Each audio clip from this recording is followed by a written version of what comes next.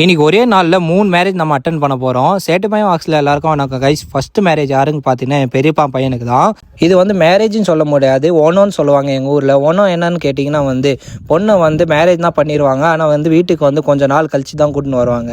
So அதேமாதிரி பார்த்தீங்கன்னா பெரியப்பா பையனுக்கு 3 வருஷம் முன்னாடி கல்யாணம் ஆயிடுச்சு. ஆனால் பொண்ணை இப்போ தான் எங்கள் வீட்டுக்கு கூட்டின்னு வர போகிறோம். ஸோ ஃபேமிலியோட நாங்கள் சூப்பராக ரெடி ஆகிட்டு ஸ்ட்ரெயிட்டாக பொண்ணு வீட்டுக்கு ரீச் ஆகிட்டோம்.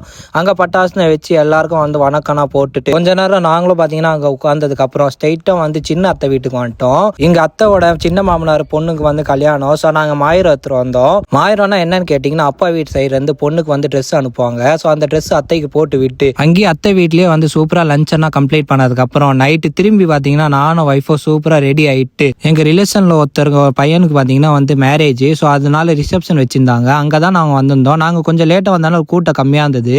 உள்ளே போயிட்டு பார்த்தா நிறைய ஃபாலோவர்ஸ் சென்னையிலேருந்து நம்மளை மீட் பண்ண வந்திருந்தாங்க. ஸோ அவங்க கூட செல்ஃபினா போட்டுட்டு ஸ்ட்ரைட்டாக டின்னர் சாப்பிட வந்துட்டோம். டின்னரில் நிறைய வெரைட்டிஸ் வச்சிருந்தாங்க. கூடவே பார்த்தீங்கன்னா இட்லி தோசைன்னு சொல்லி நம்ம சவுத் இந்தியன் ஃபுட்ஸ்லாம் வச்சிருந்தாங்க.